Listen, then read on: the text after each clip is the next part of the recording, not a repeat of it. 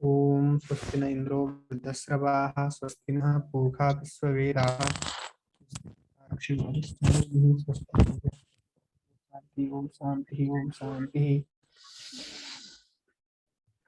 हामी अष्टावक्र गीताको अष्टादशम प्रकरणमा छौँ।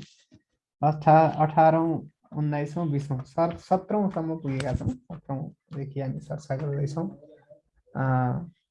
हामीले अष्टावक्र गीतालाई विशेष गरी यो चाहिँ चिन्तनको व्याख्यानको प्रवचनको पाटो भन्दा पनि यो चाहिँ वास्तवमा साधनाको र यो चिन्तनोत्तर कालको अनुभूतिको विषयवस्तुको रूपमा हामीले बुझेका छौँ। जब विचारहरू गर्दा गर्दा गर्दा साधना गर्दा गर्दा अनुभूति गर्दा गर्दा यो ज्ञानात्मक अनुभूतिको जुन अवस्था छ हाम्रो, त्यो ज्ञानात्मक अनुभूतिको अवस्था ज्ञानी भइसकेपछि ज्ञानीले कस्तो बोल्छ, ज्ञानोत्तर कालको व्यक्तिको अनुभूति के हुन्छ, त्यसले के सोच्छ, के बोल्छ, त्यसको अनुभूति के, त्यसका विचार के, त्यसको तत्त्व के हो के भन्ने कुरालाई यसले सङ्केत गर्छ। र ज्ञानोत्तर कालको अवस्था नै वास्तविक अवस्था चाहिँ हो, ज्ञानभन्दा अगाडिको अवस्था चाहिँ वास्तवमा भ्रमको अवस्था हो भन्ने कुरालाई यसले सङ्केत गरिरहेको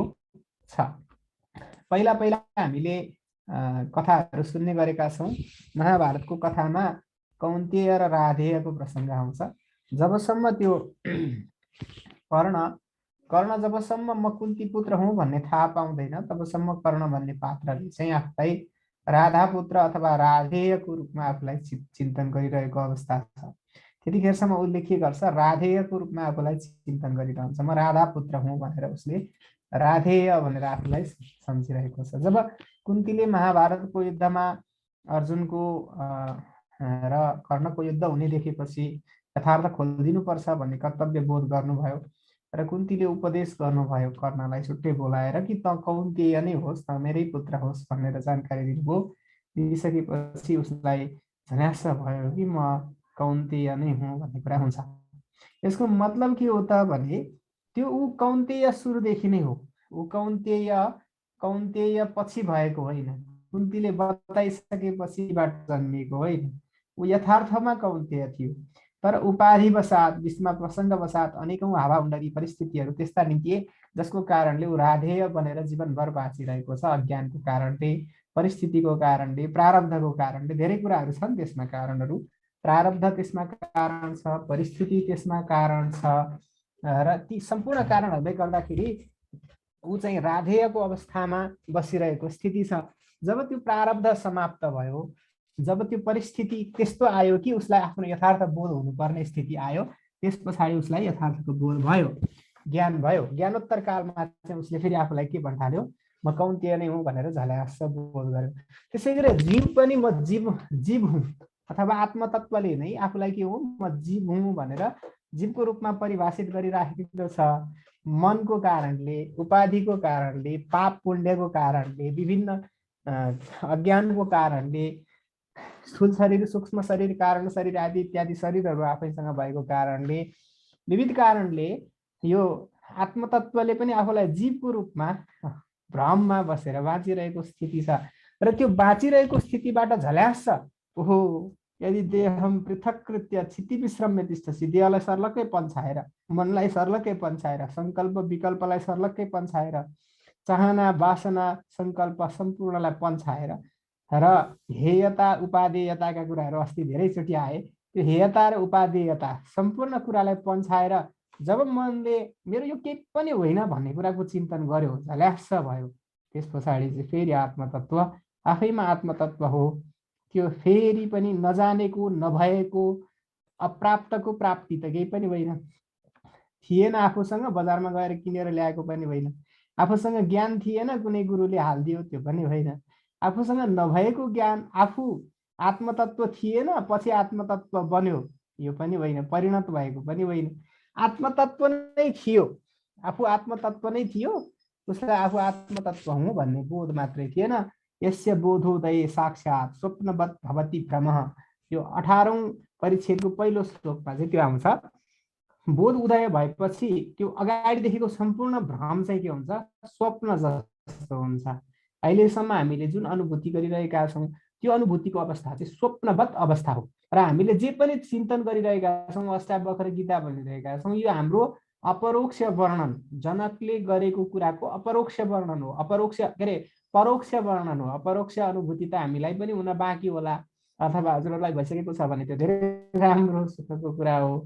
तर अब मलाई चाहिँ मेरो व्यक्तिगत रूपमा त जनकको अनुभूतिलाई मैले अनुवाद गरेको हो, जनकको अनुभूतिलाई मैले हजुरहरूले बुझ्ने भाषामा भर्सक यस्तो हुनसक्छ उस्तो हुनसक्छ तर्क ल्याएर, प्रमाण ल्याएर, उदाहरण ल्याएर, शास्त्रका कुराहरू भनेर, उपनिषद, गीता, ब्रह्मसूत्र, पुराण, कविता, लेखनाथ पौड्याल, लक्ष्मीप्रसाद देवकोटादेखि लिएर कति कति कुराहरू लिएर आएर मैले किन बुझाएको भन्दा तर्क धेरै गरेर मैले यस्तो हुनसक्छ भनेको। अनुभूति हुने बित्तिकै त झ्याप्पै एक वाक्यमा सिद्धिको। जनकले त एक वाक्यमा भने, जनकले जम्मा जम्मी जनकले र अष्टावक्रले गरेको संवाद जम्मा जम्मी 1 घण्टाको 1.5 घण्टाको होला। त्यत्रो ठुलो लामो संवाद चाहिँ केही पनि हो जस्तो मलाई लाग्दैन। हामीले यसमा 17-18वटा एपिसोड चलाइसक्यौँ, व्याख्या गरेछौँ, 17औं वर्ष चिन्तन गरे पनि सिद्धिँदैन। यो चाहिँ के हो, परोक्ष अनुभूति भएको हुनाले परोक्ष अनुभूति चाहिँ परोक्ष वर्णन चाहिँ के हुन्छ भने लामो हुन्छ, अपरोक्ष अनुभूति छोटो हुन्छ। दुख्यो ऐया भन्यो सक्यो, अपरोक्ष अनुभूतिमा त्यति हो, ऐया बाहेक त्यसबाट केही निस्किनेवाला छैन।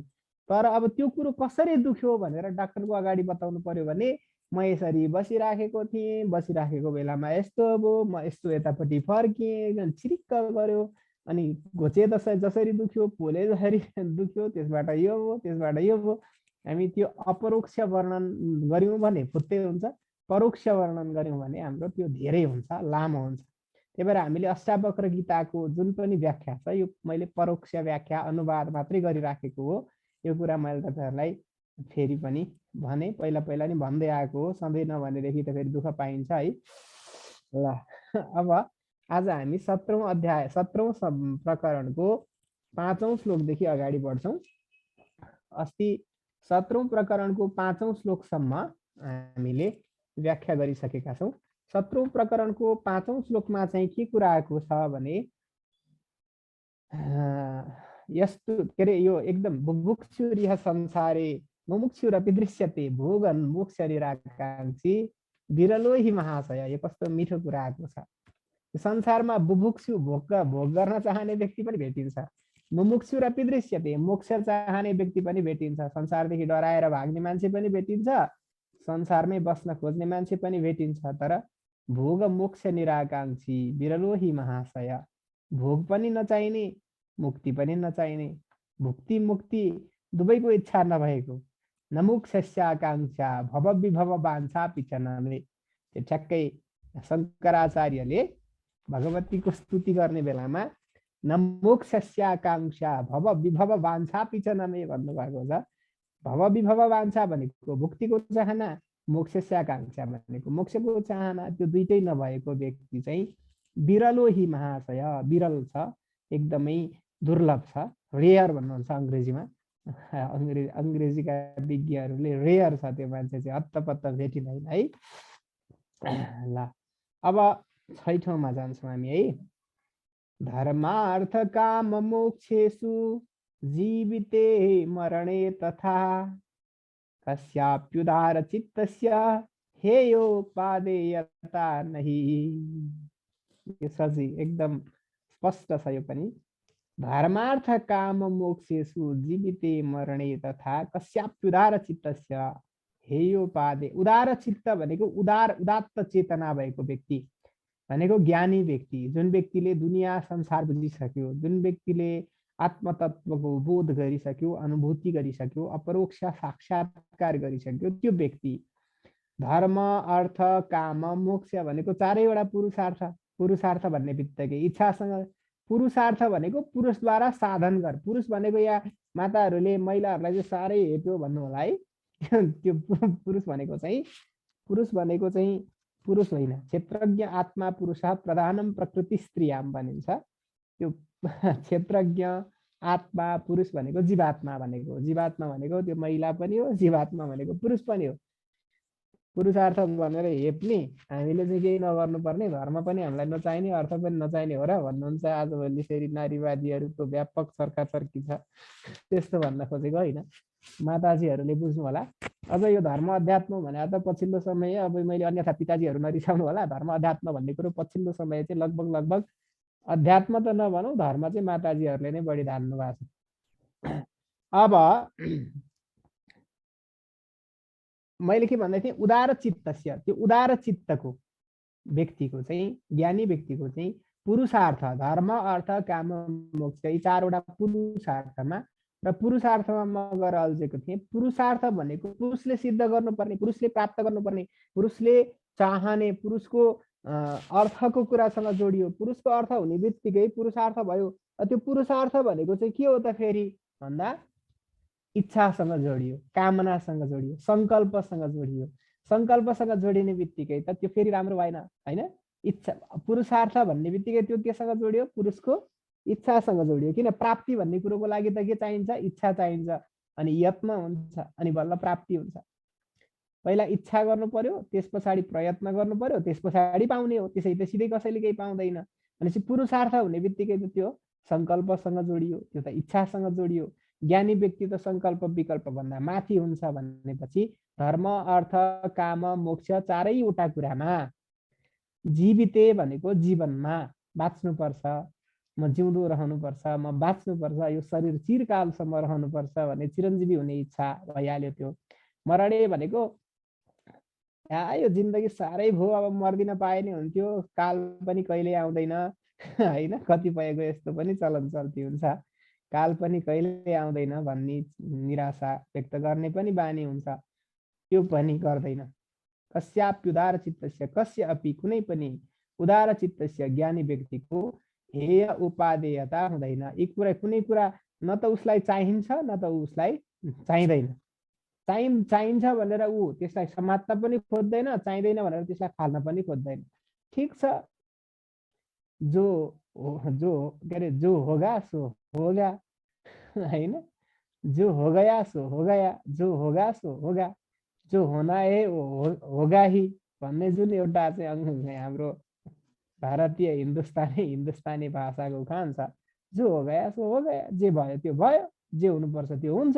अब यसमा त्यत्रो ठुलो ल हजुर चाहियो, जुनै हालतमा पनि मलाई चाहिन्छ नै, मलाई धर्मै चाहियो, मलाई अर्थै चाहियो, मलाई मोक्ष चाहियो, मलाई काम नै चाहियो, मलाई जीवन नै चाहियो, मलाई मृत्यु नै चाहियो भन्ने उसको कुनै डिमान्ड पनि छैन।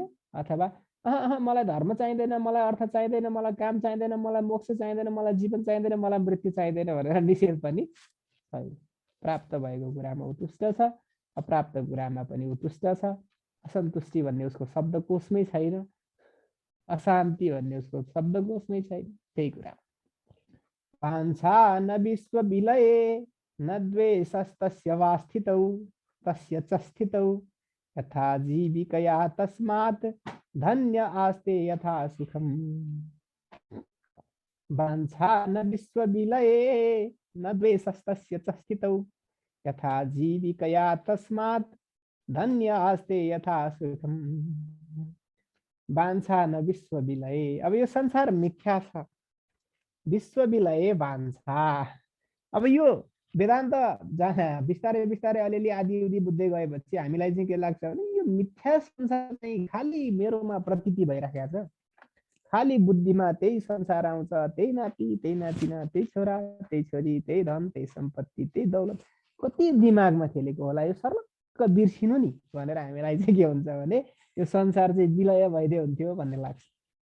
सुरुमा संसार मिथ्या हो भन्ने बुझेको बेलामा, लागेको बेलामा हामीलाई के हुन्छ भने संसार नष्ट भइदिए नि हुन्थ्यो भन्ने लाग्छ।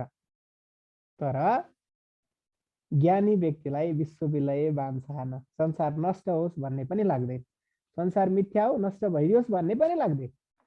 न द्वेषस्तस्य च स्थितौ, अनि संसार छ भनेर फेरि संसारसँग रिस पनि उठ्दैन, संसार नष्ट भइदियोस् भन्ने इच्छा पनि लाग्दैन।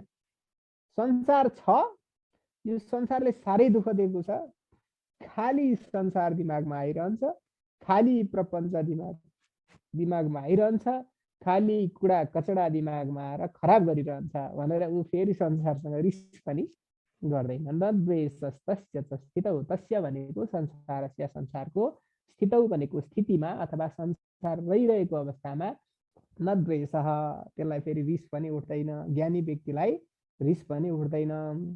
यथा जीविकया तस्मात् धन्य आस्ते यथा सुखम। धन्य भनेको धन्य व्यक्ति, जसले ब्रह्म ज्ञान गरेको छ, आत्मज्ञान गरेको छ, आत्मतत्त्वको स्वानुभूति गरेको छ, आत्माराम व्यक्ति छ, त्यस्तो धन्य व्यक्ति चाहिँ यथा जीविकया, यथा जीविका भनेको जे अगाडि आइपर्छ त्यसैबाट जीविका चलाउने, यथा जीविकया तस्मात् धन्य आस्ते यथा सुखम। यथा सुखम भनेको सुखपूर्वक आनन्दपूर्वक धन्य धन्य भएर यथा जीविकया आस्ते चुपचाप लागेर जे आउँछ त्यसैबाट जीविका चलाएर धन्य भएर आनन्दित भएर सुखपूर्वक बसिरहन्छ। ल अर्कोमा जाउँ है त। कृतार्थोनेन ज्ञानेन तेवं गलितधीः कृति पश्यन् शृण्वन् स्पृशन् जिघ्रन् अस्नन् आस्ते यथा सुखम। यो त हजुरहरूले गीतामा पनि पढ्नु भएकै कुरा हो।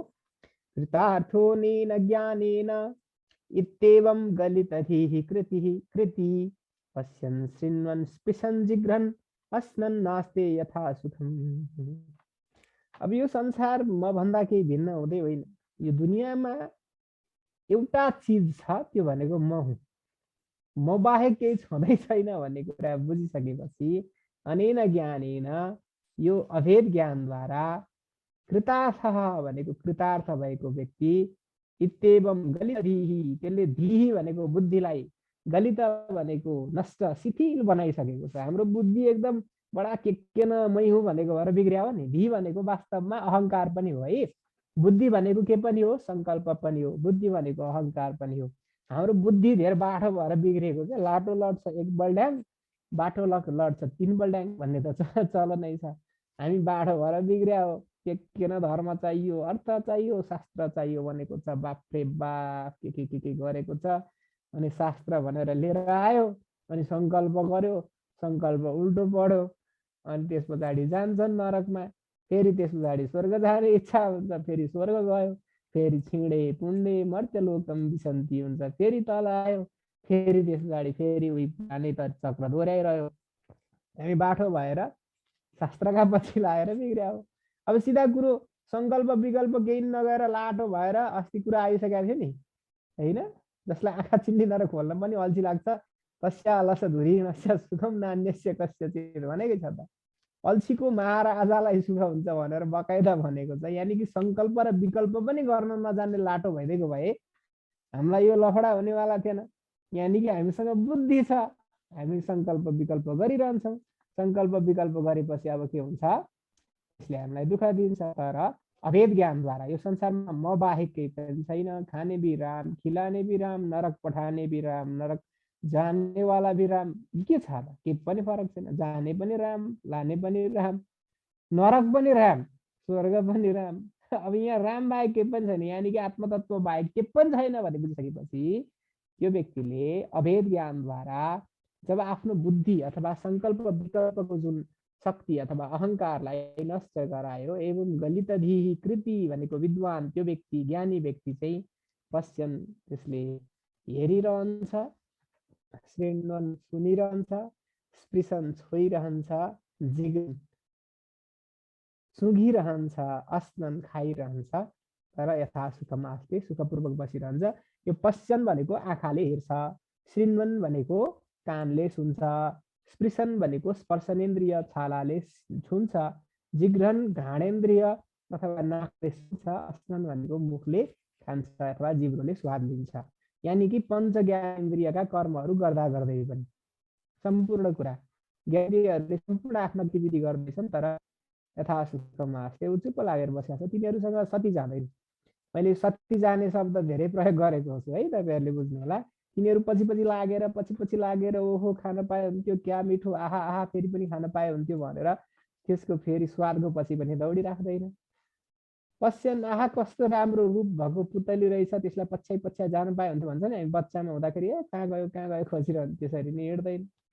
भनेको मतलब पञ्च ज्ञानेन्द्रियका कर्महरू यथा जसरी हुन्छन् चलिरहन्छन्। तर गीताको दोस्रो अध्यायतिर कता आएको छ कि कहाँ आएको छ? दोस्रो अध्याय हुन सक्छ। गुणा गुणेषु वर्तन्त इति मत्वा न सज्जते।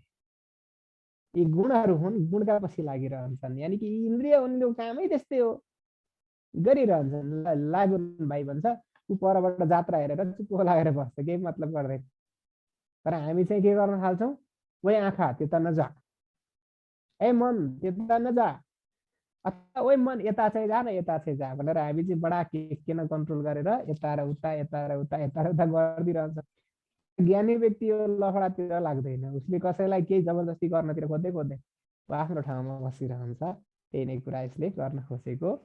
पश्यन् श्रेणन् स्पृशन् जिघ्रन् अस्नन् आस्थे यथा सुखम्। अब हजुरहरूले गीतामा सुन्नु भएको कुरा नि यही हो। पश्यन् श्रेणन् स्पृशन् जिघ्रन् अस्नन् गच्छन् स्वपन् श्वसन् प्रलपन् विसृजन् गृह्णन् उन्मिषन् निमिषन् रपि इन्द्रियाणि इन्द्रियार्थेषु वर्तन्त इति धारयन्। इन्द्रियहरू इन्द्रियको अर्थमा गइराखेका छन्, त्यसको मलाई केही मतलब छैन भनेर चुप्पो लागेर बस्छ योगी ज्ञानी व्यक्ति, होइन? त्यही कुरा यहाँ ज्ञानी व्यक्तिमा पनि घटित हुन्छ। वास्तवमा अष्टावक्र गीता र गीतामा फरक छैन, मात्रै अष्टावक्र गीता चाहिँ त्यही मात्रै कुरा गरिरहन्छ, स्थितप्रज्ञ अवस्थाको मात्रै कुरा गर्छ। तर गीताले चाहिँ फेरि स्थितप्रज्ञ अवस्थाबाट कर्ममा प्रवृत्त गराउँछ। यसले चाहिँ कर्ममा प्रवृत्त गराउन खोज्दैन। उसको पनि अष्टावक्र गीताको पनि अष्टवक्र गीताको चाहिँ अष्टावक्र गीताको चाहिँ अनुभूति मात्रै हो। श्रीमद् भगवत गीताको पनि अनुभूति चाहिँ हो, तर त्यो अनुभूति गरेर तिमी कर्म गर, तिमीलाई कर्मले स्पर्श गर्दैन। त्यसको लक्ष्य त्यति मात्रै हो नि। जस्तो मामनुस्मर युद्ध छ, मेरो स्मरण गर, ढुक्क बन र युद्ध गर। यानि कि आफ्नो आत्मतत्व बोध गर र युद्ध गर। जब तिमीले त्यो युद्ध गर्छौ त्यसपछि तिमीलाई त्यो युद्धले छुँदैन। यानि कि ज्ञानी व्यक्तिले सम्पूर्ण कर्म नगर्ने होइन, गर्छ तर जागृतिपूर्वक गर्छ। ज्ञानी व्यक्ति त्यो कर्मको फलको साथी चाहँदैन, बस कर्मै नगर्ने होइन। ज्ञानी व्यक्तिले कर्म त गर्छ नि त। ज्ञानी व्यक्तिबाट नजानेर पनि कर्म हुन्छ। जबसम्म उसँग शरीर छ, शरीर भएपछि त कर्म स्वतः हुन्छ, होइन? शरीर भएपछि त कर्म नभइकन रहन सक्दैन। तर त्यो कर्म हुँदाहुँदै पनि उसले त्यसलाई चाहिँ वास्ता गर्दैन। त्यही कुरा गीतामा आएको छ। तर यहाँ चाहिँ त्यो कर्मको कुरातिर जाँदैन। यही हो। ल, शून्या दृष्टिर यथा चेष्टा विकलानि इन्द्रियाणि च न स्पृहा न विरक्तिर्वा क्षीण संसार सागरे। संसारलाई क्षीण संसार सागरे, क्षीण संसार सागर भनेको संसार रूपी सागर जसले सुकाइसकेको छ। संसार रूपी सागरलाई जसले सर्लक्कै सुकाइसकेको छ, त्यस्तो व्यक्तिलाई भनेको क्षीण संसार सागर। त्यो क्षीण संसार सागरे भनेको त्यस्तो संसार सागरलाई सुकाइसकेको व्यक्तिमा। क्षीण संसार सागरे मनुष्य, क्षीण संसार सागरे नरे, क्षीण संसार सागरे ज्ञानिनी पुरुषे भनेको संसार रूपी सागरलाई सुकाइसकेको व्यक्तिमा। त्यस्तो व्यक्तिमा के हुन्छ त भन्दा शून्य दृष्टि यथा चेष्टा विकलानि इन्द्रियाणि च। त्यो व्यक्तिको कुनै दृष्टि छैन, विचार शून्य, यथा चेष्टा, चेष्टा पनि छैन। चेष्टा भनेको कुनै पनि कर्म गर्न प्रवृत्ति के, यसो गर्न पाए हुन्थ्यो, उसो गर्न पाए हुन्थ्यो, कमाउन पाए हुन्थ्यो, जमाउन पाए हुन्थ्यो, रमाउन पाए हुन्थ्यो, त्याग्न पाए हुन्थ्यो, दान दिन पाए हुन्थ्यो, लिन पाए हुन्थ्यो, ध्यान त्यान एबिसी, अरूलाई सुख दिन पाए हुन्थ्यो, अरूको परोपकार गर्न पाए हुन्थ्यो, धर्मको रक्षा गर्न पाए हुन्थ्यो, पापको नाश गर्न पाए हुन्थ्यो। एबिसी सम्पूर्ण इच्छा उसमा छैन, चेष्टा नै छैन, त्यो प्रवृत्ति नै छैन। विकलानि इन्द्रियाणि च, उसको इन्द्रियहरूले केही पनि कर्म सम्पादन गर्दैनन् वास्तवमा। किनभने जब उसलाई संकल्प विकल्प चेष्टा नै छैन भने ऊ वास्तवमा ऊ मूढ भएर बस्छ। स्वतः हुने कर्महरू हुन्छन्, चेष्टापूर्वक कर्म चाहिँ गर्दैन। स्वतः हुने कर्म नसोचिकन त्यत्तिकै अटोमेटिकल्ली अटोमेटेड रूपमा कतिपय कर्महरू हुन्छन्। कसैले मैले गर्दिनँ भने पनि अर्काले घिस्याएर पनि गरिदिन्छ, होइन? जस्तो पनि अर्काले लगायो भनेदेखि त्यसलाई त निषेध गर्दैन। ज्ञानी व्यक्तिले अब कसरी हुन्छ त त्यस्तो, आफूले नचाहिकन कर्म हुन्छ त भन्नु होला हजुरहरूले? त्यस्तो हुन्छ। किन हुन्छ भने म त्यत्तिकै बसिराखेको छु, अर्काले आएर ल फलाना ठाउँमा गाई हेर्न जा भने नि जान्न म भन्दैन नि त। ऊ हेरिदिन्छ। फलाना ठाउँमा जड भरतको कथा मैले सुनाइहालेको छु तपाईँहरूलाई, जान्न भनेर ऊ निषेध गर्दैन, ऊ गइदिन्छ। भनेपछि क्षीण संसार सागरको इन्द्रियहरू विकल छन्, इन्द्रियहरूले चेष्टापूर्वक कर्म गर्दैनन्। स्वतः हुने कर्म चाहिँ उबाट नै हुन्छ है, चेष्टा रहित कर्म, चेष्टापूर्वक उसले कर्म सम्पादन चाहिँ गर्दैन।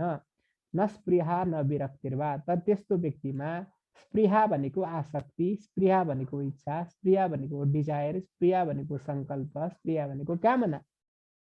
अब हजुरहरूले अहिलेसम्मको सम्पूर्ण कुरा बुझिहाल्नुभयो। न स्पृहा न विरक्तिर्वा, फेरि विरक्ति भनेको द्वेष, विरक्तो विषय द्वेष रागी विषय लोलुपः भन्ने आएको थियो नि होइन। ग्रह मोक्ष विहीनस्तु न विरक्तो न रागवान, अस्ति भर्खरै आएको थियो। विरक्तो विषय द्वेष, विरक्तले विषयप्रति द्वेष गर्छ, रागीले विषयप्रति द्वेष गर्छ। तर ग्रह मोक्ष विहीनस्तु, त्याग र ग्रह दुइटै नगर्ने व्यक्ति चाहिँ न विरक्त हुन्छ न रागी हुन्छ भनेपछि त्यो व्यक्तिलाई के मतलब लेना न देना, यही कुरा आयो है। न जागरति न निद्राति नोन्मीलति न मिलति अहो परदशा क्वापि वर्तते मुक्त चेतसः। त बडो विचित्रको पो कुरा छ। न ऊ जागर्ती, न त जाग्दछ, न त उठ्छ, न त बिउजिन्छ, बिउजेको पनि छैन। न निद्राती, न त सुतेको छ।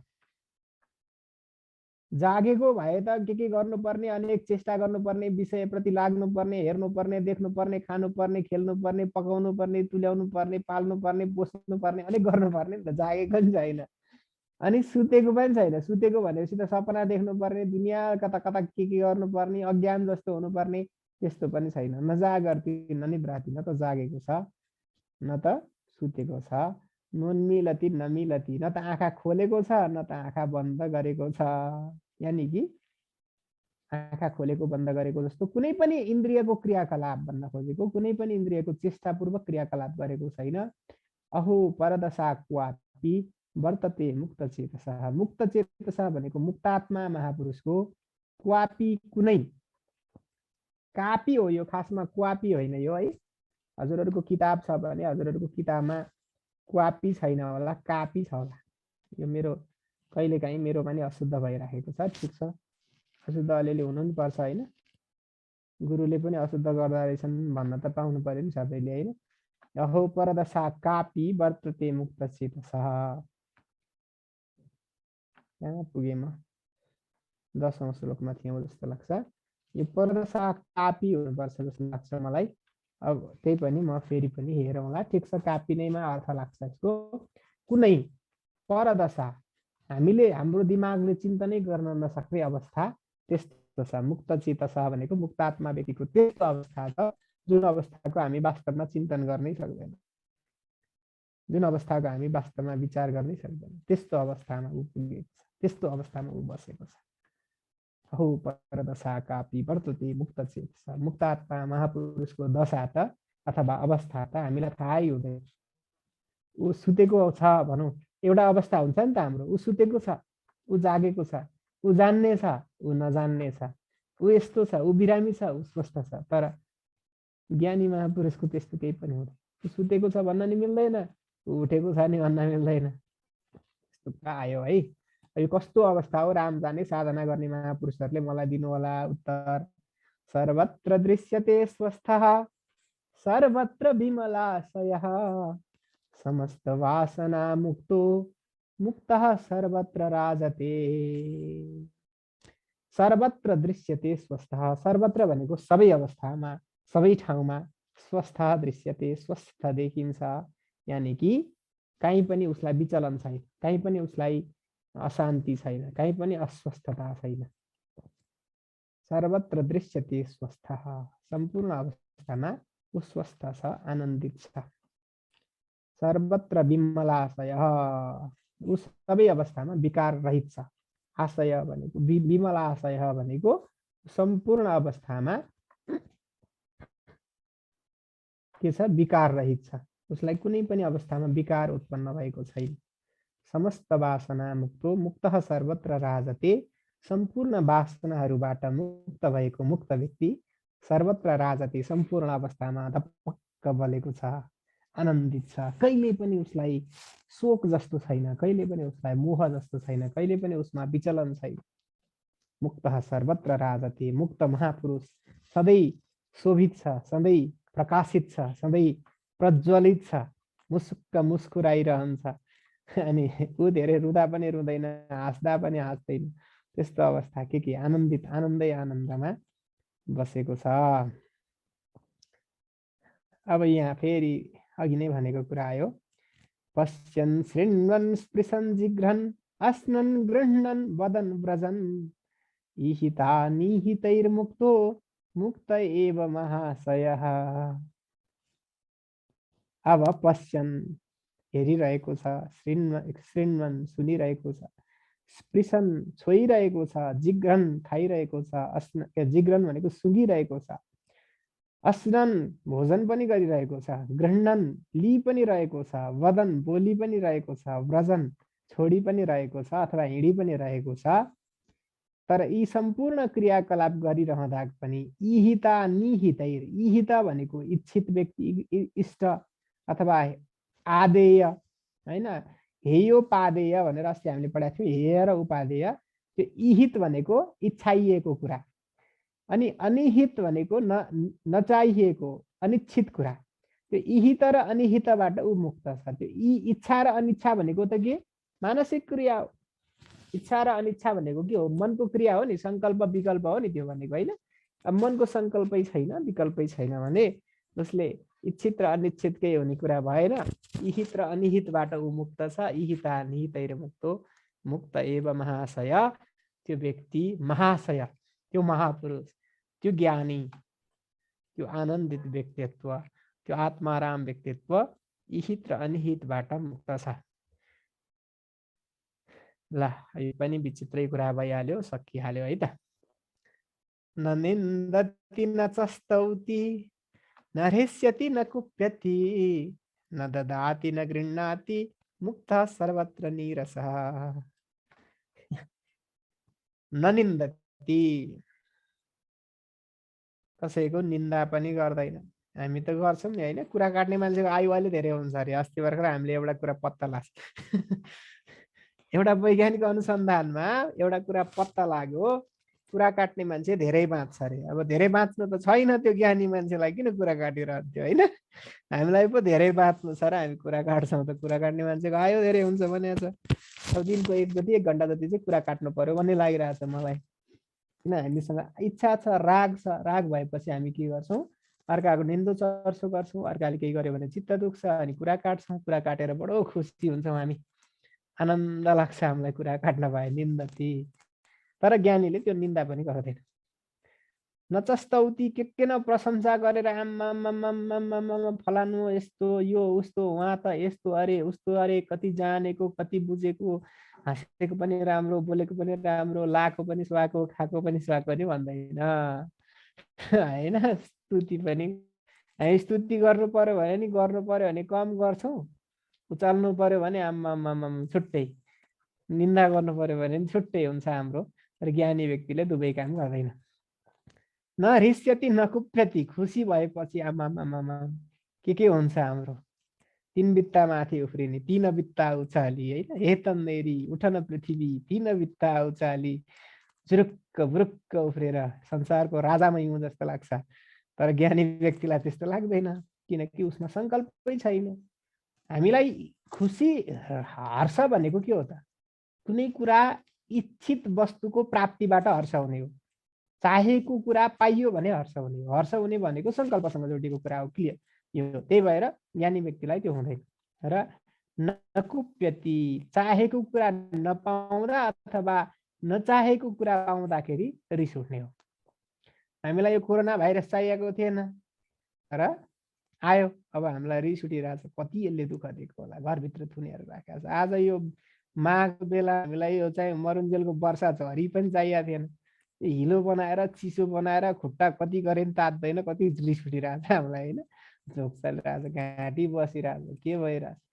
त्यो चाहिँ के हो, नचाहेको कुरा आउँदाखेरि र चाहेको कुरा नआउँदाखेरि हामीलाई दुवैमा के हुन्छ, असन्तुष्टि अथवा कोप अथवा रिस उठ्छ। तर ज्ञानी व्यक्तिको त चाहनै छैन, ज्ञानी व्यक्तिको निषेध पनि छैन। अब उसलाई चाहना इहित र अनिहितबाट, इच्छित र अनिच्छितबाट, हेय र उपादेयबाट ऊ मुक्त छ भने उसलाई रिस उठ्ने कुरो नि भएन, खुसी लाग्ने कुरो नि भएन। न ददाति न अर्कालाई के न दिनु पर्यो भनेर दिँदा पनि दिँदैन, न गृह्णाति केही लिँदा पनि लिँदैन।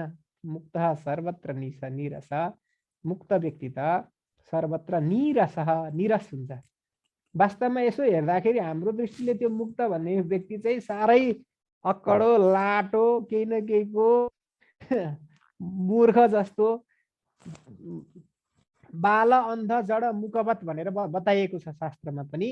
त्यो बच्चा जस्तो, मूर्ख जस्तो, अन्ध जस्तो, केही पनि थाहा नभए जस्तो, लाटो न बाठोको, केही न केहीको निरस, त्यस्तो निरस हुन्छ। हामी त एउटालाई फलानु मान्छे कति रसिलो, कति हाँसेको, कति रसिलो, कति मिठो बोलेको, कति रसिलो त्यो मान्छे त है, कस्तो कुरो सहयोग गरेको, अरू पनि पसी गर्ने, पसी निस्की गर्ने भन्छौँ हामी, घुलमिल भइहाल्नेलाई हामी त्यसो भन्छौँ। तर मुक्त व्यक्तिलाई त त्यस कुरामा लेनादेना छैन, ऊ त बसिरहन्छ चुप्प लागेर धुमधुम्ती। अब त्यो धुमधुम्ती बसिरहने व्यक्ति पनि रसिलो हुन्छ त, निरस हुन्छ। यसको मतलब सांसारिक दृष्टिकोणले निरस हुन्छ, तर आत्मसत्ताको दृष्टिकोणले चाहिँ रसो वैसह रसम हे वायम लब्ध्वा आनन्दी भवति भन्ने उपनिषदको वाक्य छ एउटा। आत्मरसमा चाहिँ ऊ रसिक भएर बसेको छ, आत्मरसमा ऊ रमाइरहेको छ, र ऊ आफै रसरूप बनेको छ, ऊ आफै आनन्दरूप बनेको छ। उसलाई दुनियाँसँग हाँसेर, दुनियाँसँग खेलेर, दुनियाँसँग रमाएर, पाएर गुमाएर खुसी हुनु र दुखी हुनु छैन। ऊ आफै आनन्दको स्रोत बनेर आफैमा आनन्दित भएर बसेको अवस्थालाई भन्न खोजेको। त्यो निरस भनेको हाम्रो दृष्टिले निरस, अज्ञानको दृष्टिले निरस भन्न खोजेको। राग रहित भन्न खोजेको खासमा त्यो निरस भनेको, तटस्थ भन्न खोजेको, उदासीन। ल सानुरागां स्त्रियं दृष्ट्वा मृत्युं वा उपस्थितम् अविह्वलमनः स्वस्थो मुक्त एव महाशयः। सानुरागां स्त्रियं दृष्ट्वा, अनुरागां माया गर्ने, अत्यन्त प्रेम गर्ने, स्त्रियम पत्नीलाई अथवा स्त्रीलाई, पत्नीलाई, प्रेमिकालाई अथवा प्रेमीलाई पनि भन्ने बुझ्नु होला। त्यो स्त्री भनेको भावमा बुझ्नु होला। अलिअलि त हेपेकै हो नै, बुढापाकाले शास्त्र बनाउनेहरूले माताजीहरूलाई अलिअलि चाहिँ अलिअलि चाहिँ अलि पुरुष प्रधान, अलि मेल डोमिनेटेड भएकै हो। अब त्यो त मैले स्वीकार्नै पर्छ होइन। अब यहाँ हजुरहरूले चाहिँ बुझ्दाखेरि पतिलाई भनेर बुझ्नु होला। सानुरागाम स्त्रियम, अनुरक्त स्त्रीलाई देखेर अथवा पुरुषलाई देखेर, यो त्यस्तै भन्। पहिला पुरुषहरूले नै अब इन्भेन्सन गरेको हुनाले उनीहरूले आफ्नो नाम राखे। अब आफ्नो शास्त्र आफै लेख्ने, आफ्नो नाम राख्ने। सानुरागाम स्त्रियम दृष्ट्वा अथवा पुरुषम दृष्ट्वा, अनुराग गर्ने, प्रेम भावनाले युक्त भएको कुनै व्यक्तिलाई देखेर, अथवा मृत्युम वा समुपस्थितम, अथवा त अगाडि मृत्यु, डरलाग्दो मृत्यु अगाडि आएको देखेर पनि अविह्वलमनः, विचलित नभइकन, स्वस्थ आनन्दित भएर आफ्नै ताल बसिरहने मुक्त एव महाशय, त्यो मुक्त महापुरुष नै हो। मुक्त महापुरुष भनेको चाहिँ प्रेम गर्ने, प्रेम अनुराग गर्ने कुनै व्यक्तिलाई देखेर के न तुष्ट भएर पनि बस्दैन। अगाडि मृत्यु आयो, यमराजले धारा देखायो भनेर डराएर आत्तिएर के न सक्रिन्मूत्रम विमुञ्चति, सक्रिन्मूत्रम विमुञ्चति भन्ने कुरा आउँछ के भागवतमा एउटा बिचमा। यमराजको त्यो डरलाग्दो त्यो चाहिँ स्वरूपलाई देखेर तुरुन्तै त्यसले चाहिँ आफ्नो कपडा खराब गर्छ होइन, तुरुन्तै हामी डराउँछ भने। तर त्यो ज्ञानी महापुरुष त्यसरी विचलित हुँदैन, डराउँदैन, तर मुक्त आनन्दित भएर बसिरहन्छ। सुखे दुःखे नरे नार्यां सम्पत्सु च विपत्सु च विशेषो नैव धीरस्य सर्वत्र समदर्शिनः। सम्पत्तिमा पनि र विपत्तिमा पनि, सुखे दुःखे, सुखमा पनि र दुःखमा पनि, नरे नार्यां, नर र नारीमा पनि, चाहे त्यो सुखको अवस्था होस् चाहे त्यो दुःखको अवस्था होस्, चाहे कुनै नारी होस् चाहे कुनै नर होस्, सम्पत्सु त चाहे सम्पत्ति टन्न समृद्धि भएको प्राप्ति भएको अवस्था होस्, चाहे विपत्सु विपत्तिको अवस्था होस्, विशेष हो नैव धीरस्य, त्यसमा यो चाहिँ विशेष, यो चाहिँ राम्रो भन्ने केही पनि छैन। सुख राम्रो अथवा दुःख राम्रो भन्ने छैन। सुख भन्दा त दुःखै राम्रो, बरु झै झगडा त हुँदैन। सम्पत्ति हुनुभन्दा गरिबै हुनु ठिक। बाउ छोराको त मिलन हुन्छ। सम्पत्ति देवका तीन नेत्र, ए बन्धु बान्धव छ नि झगडा अर्काको आँखाको तारो भने नि सुनिन्छ नि गाउँघरमा होइन। त्यो भन्दा त दुखीकै झगडा हुन्न भने नि सुनिन्छ। त्यस्तो गुनासो केही नि हुने ज्ञानी। अब फेरि गरिबहरूलाई सम्पत्ति नहुनेहरूलाई के लाग्छ, ए सम्पत्ति ठिक हो नि, सम्पत्ति भए त घुम्न पाइयो डुल्न पाइयो भने लाग्छ। त्यस्तो केही पनि उसले मूल्याङ्कन गरेर हुँदैन। यानि कि विशेष हो नै धीरज सर्वत्र समदर्शी सम्पूर्ण कुरामा समदर्शी, सम्पूर्ण ठाउँमा समान दृष्टि राख्ने त्यो व्यक्तिको के हुन्छ, विशेष केही पनि विशेषता, विशेष यो भन्ने चिज छैन, विशेष डिमान्ड छैन, विशेष अनुराग छैन, विशेष सङ्कल्प छैन, विशेष मूल्याङ्कन छैन। मूल्याङ्कन त हामी गर्छौँ नि, फलानु यस्तो, फलानु अवस्था यस्तो, यो यस्तो, त्यो यस्तो। हामी चाहिँ त्यसो गरिरहन्छौँ किनकि हाम्रो सङ्कल्प छ, हाम्रो विकल्प छ, हाम्रो क्राइटेरिया छ। हामीले एउटा निश्चित धारणा बनाएका छौँ, हाम्रो एउटा निश्चित दुराग्रह छ, हाम्रो एउटा निश्चित पूर्वाग्रह छ, हामीलाई यो गर्नु ठिक हो यो बेठिक हो भन्ने लाग्छ। हाम्रो निश्चित चिन्तन छ, सिद्धान्त छ, विचार छ, चेष्टा छ, इन्द्रिय छ, व्यवहार छ होइन। त्यो सम्पूर्ण कुरा भएको हुनाले हामीलाई त्यो सम्पूर्ण कुरा लाग्छ। तर जुन व्यक्तिको इन्द्रिय नै गलित छ, जुन व्यक्तिको अहङ्कार नै छैन, जुन व्यक्तिसँग बुद्धि नै छैन, जुन व्यक्तिको सङ्कल्प छैन, जुन व्यक्तिको विकल्प छैन, त्यो व्यक्तिलाई यो दुनियादारी लफडा लाग्ने कुरो भएन। ल अर्को, न हिंसा नैव कारुण्यम नौद्धत्यम न च दीनता न हिंसा नैव चक्षोभः क्षीण संसरणे नरे। न हिंसा आयो है, त्यो सायद काहीँ हजुरहरूको किताबमा केही अरू हुन सक्छ, मसँग पुस्तक अहिले तत्काल भएन। हजुरहरूसँग केही त्यस्तो छ भनेदेखि चाहिँ मलाई भन्नु होला। क्षीण संसरणे नरे भनेको संसार नभएको व्यक्ति, संसरण भनेको संसार, संसरण भनेको संसारमा आउने जाने प्रक्रियालाई भन्न खोजेको है। संसारमा आउने जाने प्रक्रिया जुन हुन्छ, त्यो संसारमा आउने जाने प्रक्रियालाई के भनिन्छ, संसरण भनिन्छ। ए आश्चर्यम रहेछ है, नाश्चर्यम नैव चक्षुभः रहेछ त्यहाँ। मैले त्यहाँ चाहिँ के लेखेको छु, नहिंसा फेरि पनि लेखेको छु। त्यो नहिंसा दुई ठाउँमा होइन, तल्लोमा नाश्चर्यम हो। ठिक छ, यो अलिअलि अशुद्ध भयो नि केही बिग्रिँदैन, भावमा जाने हो, शब्द त कसले कण्ठ गरेको छ र। तैपनि गुरुले अशुद्ध गरेको छ भनेर गाली चाहिँ नगर्नु होला। यो अशुद्ध वर्ष गर्नु नहुने हो। हामी सङ्कल्प विकल्प भएका मान्छेले, नभएका मान्छेको त शुद्ध अशुद्ध पनि हुँदैन थियो होला होइन। सङ्कल्प विकल्प नभएका मान्छेको त शुद्ध अशुद्ध नै हुँदैन थियो होला। हामीहरू चाहिँ फेरि शुद्ध अशुद्ध छ नि त, त्यही भएको हुनाले नाश्चर्यम, नाश्चर्यम हो है यो। नाश्चर्यम नैव चक्षुभः क्षीण संसरणे नरे। न हिंसा, त्यो त हिंसा पनि छैन, किन ऊ सङ्कल्प विकल्पै छैन। अब मैले हजुरलाई भन्नु पर्दैन, हिंसा पनि गर्दैन, करुणा पनि गर्दैन, दया हो फलानाले दुःख पाएछ भनेर दया पनि गर्दैन। नौद्धत्यम, उद्धतता, औद्धत्य भनेको चाहिँ के किन मै हुँ भन्ने भावना हुन्छ नि, त्यसलाई अभिमान भन्छन्। अभिमान, उद्धतता, औद्धत्य यानि कि के किन संसारमा मसँग यो छ र मेरो यो छ भन्ने अहङ्कारको भावनालाई औद्धत्य भनिन्छ। त्यो औद्धत्यको भावना पनि छैन। अथवा नच दीनता, फेरि दीनता पनि छैन, पीर पनि छैन। ओहो मसँग फलानु चिज छैन भन्ने गुनासो पनि उसँग छैन।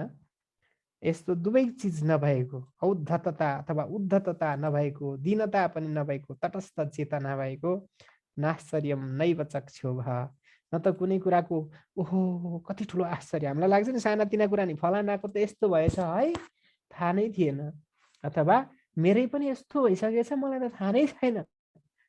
आफ्नै कुरा गतिविधि अर्काको गतिविधिमा आश्चर्यचकित हुन्छ, तर उसलाई चाहिँ केही लाग्दैन, किनकि क्षीण संसरणे नरे, संसरण उसको क्षीण भइसकेको छ। संसरण भनेको इन्द्रियको चेष्टा, शरीर सम्बन्धी गतिविधि, जन्म मृत्यु आदिको दुनियादारीको लफडा चक्र उसको नष्ट भइसकेको छ, उसलाई त्यो कुरो लाग्दैन। अब 17को 17मा छौँ हामी। न मुक्तो विषय द्वेष्टा न वा विषय लोलुपः असंसक्त मनाः नित्यं प्राप्ता प्राप्तमुपास्नुते। तो विषय द्वेष्टा नवा विषय लोलुप। यो त अघि नै अस्ति नै आइसकेको छ नि होइन, यही कुरा हो, दोहोरिन्छ, त्यही कुरा हो। विरक्तो विषय द्वेष्टा रागी विषय लोलुप ग्रह मोक्ष विहीनस्तु न विरक्तो न रागवान। अगाडि आएको छ नि, विरक्तले विषयको द्वेष गर्छ, रागीले विषयप्रति राग गर्छ। त्यो ग्रह र मोक्ष नभएको ज्ञानी व्यक्तिलाई न चाहिँ विषयप्रति द्वेष छ न राग छ। त्यही कुरालाई यहाँ दोहोऱ्याएको हो। मुक्त विषयप्रति विद्वेष पनि गर्दैन, न मुक्तो विषय द्वेष्टा विषयप्रति रिस राग पनि गर्दैन। नभए विषय लोलुप के नहो नि, विषय त मेरै हो, यो सम्पत्ति मेरो हो, यो घर मेरो हो होइन, हामी त्यही त गर्छौँ। विषय लोलुप पनि हुँदैन। तर असंसक्त मनाहा, मनलाई उसले असंसक्त बनाएर राखेको छ। असंसक्त भनेको नटासिकन राखेको छ। अट्याचमेन्ट उसको अट्याचमेन्ट भन्छौँ नि हामी, एउटा आसक्ति हो त्यो अट्याचमेन्ट भनेको। आसक्ति उसको छँदै छैन, असंसक्त छ ऊ, संसक्त छैन, आसक्ति छैन, संसक्ति छैन, अट्याचमेन्ट भन्ने चिज उसको छैन।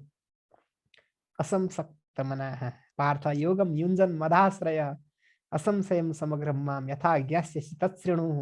आएको छ गीतामा पनि। असंसक्त छ त्यो व्यक्ति, असंसक्त मनाः नित्यम सधैँ प्राप्ता प्राप्तमुपास्नुते, पाएको कुरा नपाएको कुरामा गुनासो नगरिकन चुप्प लागेर बसिरहन्छ। अब 18औं श्लोकमा छौँ हामी। समाधान समाधान हिताहित विकल्पनाः शून्य चित्तो न जानाति कैवल्यमिव संस्थितः। समाधान समाधान हिताहित विकल्पनाः, यो विकल्पहरू छन् नि। ओहो फलानो कुरो समाधान हो, फलानो कुरो असमाधान हो। समाधान भनेको समस्या र समाधान। त्यस्तो व्यक्तिसँग संकल्प पनि छैन, विकल्प पनि छैन। यो कुरो समाधान भनेको यो कुरो ठिक छ, यो कुरो बेठिक छ भन्ने छ नि। त्यो हितकारी र अहितकारी, अथवा समाधान र असमाधान, अथवा ठिक अथवा बेठिक, अथवा के। यो हाम्रो जुन समाधान र असमाधान भनेको, यसो गरेदेखि हाम्रो समस्याको समाधान हुन्थ्यो, यसो गरेदेखि समस्या निम्तिन्थ्यो भन्ने हाम्रो चेतना छ। यो चेतना पनि त्यो व्यक्तिको छैन। हिताहित विकल्पनाः, समाधान अथवा असमाधान, हित र अहित। फलानु चिजले चाहिँ मलाई फाइदा गर्छ, त्यो खानुपर्छ। जाडोमा यसो कति चट्ट अदुवा मरिच मिसाएर खानुपर्छ, फलानु औषधि ल्याएर खानुपर्छ, त्यसले ठिक गर्छ। अमिलो पिरो चिसो चिसो गुलियो चाहिँ खानु हुँदैन, खोकी लाग्छ भन्ने लाग्छ हामीलाई अहिले होइन। तर त्यो ज्ञानी व्यक्तिको इन्द्रिय नै छैन, ज्ञानी व्यक्तिको सङ्कल्पै छैन। यो त मैले यो खोकिसकेको उदाहरण दिएको मात्रै हो। संसारमा सबै कुरामा हित र अहित हुन्छ हाम्रो। एबिसी जेसुकै हामीले देखेका छौँ। संसारमा कुनै पनि चिज कि हितकारी हुन्छ कि अहितकारी हुन्छ, त्यो नभइरहन सक्दैन हाम्रो दृष्टिमा। जेसुकै ब्रह्माजीदेखि घाँससम्मको पदार्थ हाम्रा लागि कि हितकारी छ कि अहितकारी छ, एउटा न एउटा केही न केही छ। अब त्यो हितकारी र अहितकारी जुन हाम्रो विकल्प छ, यो संकल्प र विकल्प भएको कारणले छ। तर शून्य चित्त हो, जसले चित्त नै शून्य बनाइसकेको छ। अस्ति नै कुरा आइसक्यो नि, संकल्प र विकल्पलाई नष्ट गरिसक्यो। चित्त भन्ने कुरालाई मय्यनन्त महाम बोधौ चित्तवाते प्रसाम्यति, अगाडि आइसकेको छ नि एक ठाउँमा होइन। अनन्त महासागर रूपी ममा चित्त रूपी वायु, चित्त रूपी हावा हुन्डरी जब रोकियो, त्यस पछाडि म शान्त भएर बसेँ। जब म रूपी महासागरमा चित्त रूपी हावा हुन्डरी उठ्यो, त्यस पछाडि सारा संसार ब्रह्माण्डहरू खडा भए भन्ने कुरा आएको थियो अगाडि। त्यही कुरा हो। एउटै कुरालाई पटक पटक पटक पटक आइराखेको छ। चित्त शून्य चित्तो नजानाति, त्यो चित्त शून्य बनाइसकेको व्यक्तिलाई के हित के अहित, के समाधान के असमाधान, यो विकल्पना, यो समाधान यो असमाधान, यो हित यो अहित, यो राम्रो यो नराम्रो, यो ठुलो यो सानो, यो तल यो माथि, यस्तो ठिक यस्तो बेठिक, के पनि छँदै छैन। किन? कैवल्यमिव संस्थित, उसको दृष्टिमा केही भिन्न छँदै छैन, केही फरक छँदै छैन। कैवल्य भनेको एक मात्र भएको अवस्था छ। उसको दृष्टिमा केही दुनियाँ संसारमा नथिङ इज डबल होइन, अथवा नथिङ भन्ने कुरै भएन, के पनि डबल दोस्रो चिजै छैन आत्मतत्व बाहेक भने उसले केमा हित गर्ने केमा अहित गर्ने भन्ने कुरो भएन। ल यसमा मेरो सकिएको छ। अब एउटा मात्रै श्लोक छ जस्तो लाग्छ मलाई यो 17औं को, अनि आजको 17औं प्रकरण सिद्ध्याएर 20 सम्म रहेछ, दुईटा छ, यो सकौँ। ल ठिक छ। निर्ममो निरहङ्कारो न किञ्चिदिति निश्चितः अन्तर्गलित सर्वासः कुर्वन्नपि न लिप्यते। यो त हजुरहरूले गीतामा पनि पढ्नु भएको छ। कुर्वन्नपि न लिप्यते नैव किञ्चित् करोमीति युक्तो मन्येत तत्त्ववित् पश्यन् शृण्वन् स्पृशन् जिघ्रन् अस्नन् गच्छन् स्वपन् श्वसन्। आहा, कता कता के भइरहन्छ, छोडिदिउँ ल। ठिक छ। अब हामीले के गर्दैछौँ भने, अब के भन्दै थियौँ भने कहाँ भयो, ठिक छ, एकैछिन क्षमा गर्नुहुन्छ। यस्तै यस्तै कता कति के भइराखेको छ। 17औं प्रकरणको 19औं श्लोक हजुरहरूले हेर्नु होला है।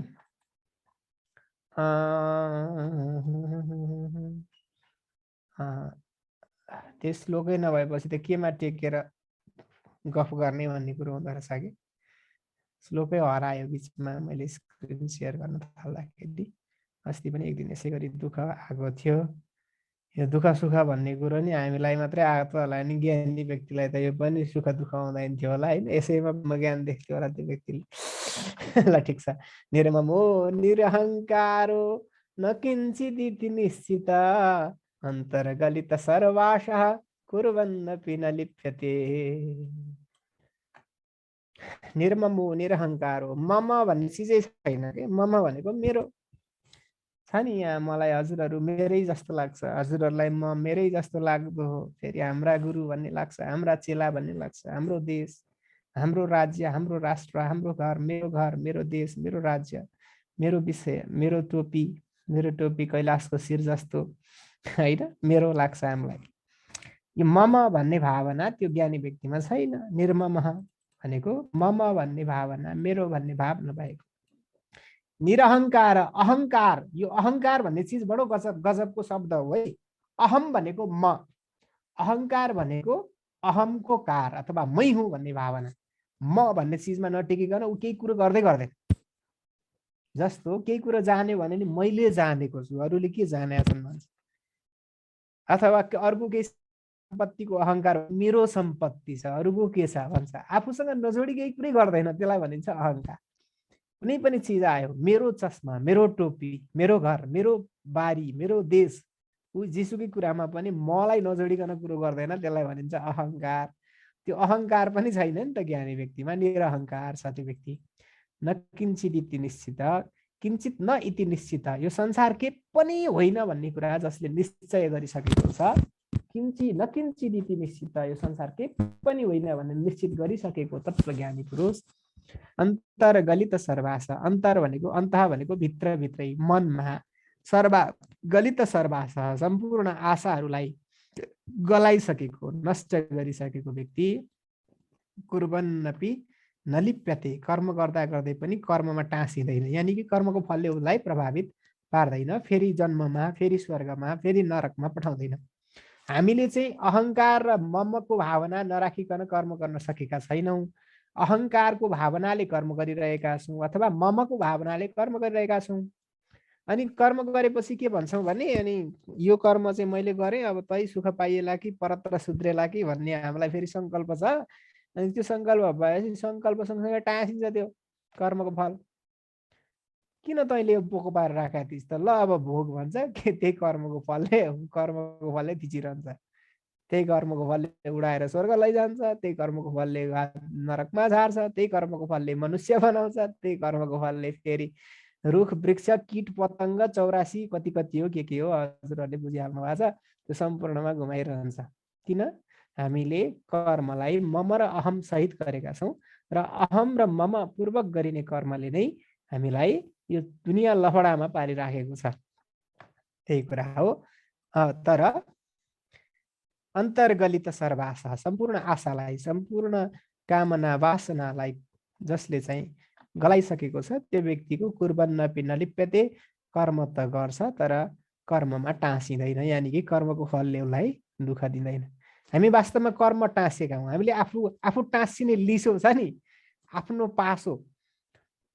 पासो आफै बनाएका छौँ। मैले पहिलो दोस्रो चोटि 2-4 चोटि भनेको एउटा उखान हजुरहरूलाई सम्झना छ कि छैन फेरि सम्झिनु होला। किन चौरिस मरिचे आफ्नै रागले भन्ने भनेको थिएँ नि मैले, होइन? किन चौरिस मरिचे आफ्नै रागले भन्ने एउटा उखान छ। त्यो आफ्नै रागले चाउरिएका मरिचहरू चाहिँ हामी नै हौँ, आफ्नै लिसोमा टाँसिएका। किन आफैले कर्म गरेछ, दुनियाँ अहङ्कार र ममले भरिएर पोको भनेर दुनियाँ तीर्थ व्रत गरेको छु, मैले फलानु दान गरेको छु, फलानु यज्ञमा गएर यति गरेको छु भनेको छ, भित्तामा टाँसेको छ। माफ गर्नु होला है मलाई माफ गर्नु होला है। फेरि हामी नि गर्छौँ, म पनि गरेको छु, मेरो पनि प्रमाणपत्र छ, मैले त एल्बममा सजाएर राखेको छु। मलाई भित्तामा टाँस्न चाहिँ अलि अल्छी लाग्छ, मैले एल्बममा सजाएर डकुमेन्टमा बनाएर राखेको छु। दोस्रोलाई ओढेर आइन्छ, के न गरिन्छ, प्रशंसा पत्र भन्यो, के भन्यो, ल्यायो राख्यो, अहम ममा हामीसँग छँदैछ। त्यो सामान्य कुरा हो। त्यसले चाहिँ हामीलाई के गर्छ भने अट्याचमेन्ट हामीसँग छ, कर्मको हामीसँग फल पनि त्यो सँगसँगै रहन्छ र त्यसले पुण्य अथवा पाप एउटा न एउटा केही न केही हाम्रो दिमागमा, हाम्रो भारीमा, हाम्रो पोकोमा बस्छ। र त्यो पापको भारीले थिचेर नरक पुर्याउँछ, पुण्यको भारीले पनि थिचेर स्वर्ग पुर्याउँछ। त्यो थिच्ने चाहिँ थिच्ने नै हो, स्वर्गै पुगे नि थिच्ने हो, नरकै पुगे नि थिच्ने हो। स्वर्ग नरक दुइटै नष्ट भइदियो हुन्थ्यो नि त। त्यही भएर बुद्धियुक्तो जहातिह उभे सुकृत दुष्कृते, गीतामा पनि हजुरहरूलाई देवराज गुरुले पढाउनु भएको होला। बुद्धिमान व्यक्तिले त सुकृत र दुष्कृत दुइटालाई छोडिदिन्छ, शुभ र अशुभ दुइटालाई छोडिदिन्छ।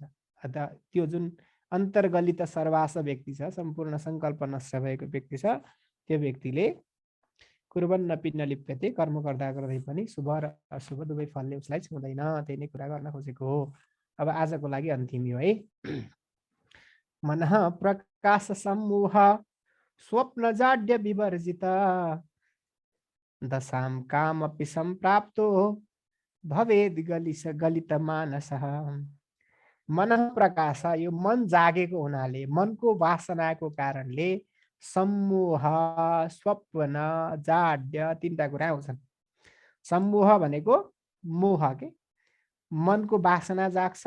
अब हजुरहरूले पढ्नु भएकै छ, दोस्रो अध्यायमा गीतामा आउँछ, ध्यायतो विषयान् पुंसः सङ्गस्तेषु उपजायते, सङ्गात् सञ्जायते कामः, कामात् क्रोधो विजायते, क्रोधात् भवति सम्मोहः, सम्मोहात् स्मृतिविभ्रम, स्मृतिभ्रंशात् बुद्धिनाशो, बुद्धिनाशात् प्रणश्यति। यहाँनिर आउँछ सुरुमा विषयको चिन्तन भनेको, विषयको वासना भनेको मनमा रहने कुरा हो। त्यो मन प्रकाश भनेको मनको वासना, यानि कि विषय वासना, विषयको ध्यान, विषयको चिन्तन। त्यसबाट के हुन्छ, सङ्ग उत्पन्न हुन्छ, यानि कि राग उत्पन्न हुन्छ। विषयको चिन्तन गर्यो, पैसा सैसाको चिन्तन गर्यो भने कमाउने कसरी, जमाउने कसरीतिर जान्छ। अथवा धन सम्पत्तिको चिन्तन गर्यो भने जोगाउने कसरी जान्छ। छोरा नातिको चिन्तन गर्यो भने कसरी यिनीहरूलाई ठुलो बनाउने होला, हुर्काउने बढाउने होलातिर जान्छ। होइन, सङ्ग उत्पन्न हुन्छ नि, तिनीहरूप्रतिको आसक्ति उत्पन्न हुन्छ। अनि सङ्गप्रति काम उत्पन्न हुन्छ। काम भनेको यसो गर्न पाए हुन्थ्यो, उसो गर्न पाए हुन्थ्यो, यो गर्न पाए हुन्थ्यो, त्यो गर्न पाए हुन्थ्यो। सङ्गस्तेषु उपजायते, सङ्गात् सञ्जायते कामः, सङ्गबाट काम उत्पन्न हुन्छ। कामात् क्रोधो विजायते, कामबाट क्रोध उत्पन्न हुन्छ। क्रोधात् भवति सम्मोह, क्रोधबाट सम्मोह उत्पन्न हुन्छ र सम्मोहबाट स्मृतिविभ्रम, स्मृतिभ्रंश, बुद्धिनाश, दुनियादारी भनेको छ त्यही कुरा हो। मनको प्रकाशका कारण, यानी कि मनको मोहका कारण स्वप्न, जाड्य भनेको अज्ञानी, अज्ञानको कुरा है। जाड्य भनेको अज्ञानको अवस्था, यो विवर्जित। तर त्यो ज्ञानी व्यक्तिमा त मन नै छैन, मनको वासनै छैन। मनको वासना नभएपछि उसमा मोह पनि छैन, उसमा विषयप्रतिको चिन्तन पनि छैन, उसमा जडता पनि छैन। यो वास्तवमा जडता भन्ने चिज छ नि, यो जडता भन्ने चिज आत्मतत्वमा छैन। आत्मतत्व त चेतन हो नि, आत्मतत्व त चेतन हो, जागृत हो, ऊ त सधैँ जागृत छ, सधैँ बुद्ध छ, सधैँ उसमा ज्ञान स्फुरण भएको भइ छ, सच्चित आनन्द स्वरूप छ। त्यसो जडता, यो अज्ञान भन्ने चिज चाहिँ मायाको कारण, बुद्धिको कारण, मनको कारण हामीमा आएको। त्यो मन भनेकै हो वास्तवमा माया, बुद्धि भनिन्छ त्यसलाई। त्यो बुद्धिलाई माया भनिन्छ। त्यो बुद्धिको जडता हाम्रो आत्मामा के भएको, अध्यस्त भएको, अध्यास भएको भनिन्छ। त्यसको अध्यास भन्ने एउटा भाषा छ है, अध्यास। परत्र पूर्व दृष्टावभास स्मृति रूप भनेर हामीले पढ्नुपर्छ। त्यो ब्रह्मसूत्रको शास्त्रतिर जान्न म अहिले। त्यो अध्यास भनेको एउटा हो तर अर्को जस्तो देखिन्छ, सुक्ति हो तर चाँदी जस्तो देखिन्छ, मन कस्तो हो जड हो तर चेतन जस्तो देखिन्छ, आत्मतत्व चेतन हो तर जड जस्तो देखिन्छ, अज्ञानी जस्तो देखिन्छ। ऊ अज्ञानी हुनै सक्दैन कुनै हालतमा, तर पनि अज्ञानी जस्तो देखिन्छ। यो कुरालाई भनिन्छ जाड्य, जडता। त्यो नभएको ज्ञानी व्यक्ति चाहिँ दशा गलित मानस, मनलाई सम्पूर्ण रूपमा गलित गरेको, संकल्प विकल्पलाई गलित गरेको व्यक्ति कामपि दशाम सम्प्राप्त, कुनै न कुनै दशामा प्राप्त भएको छ।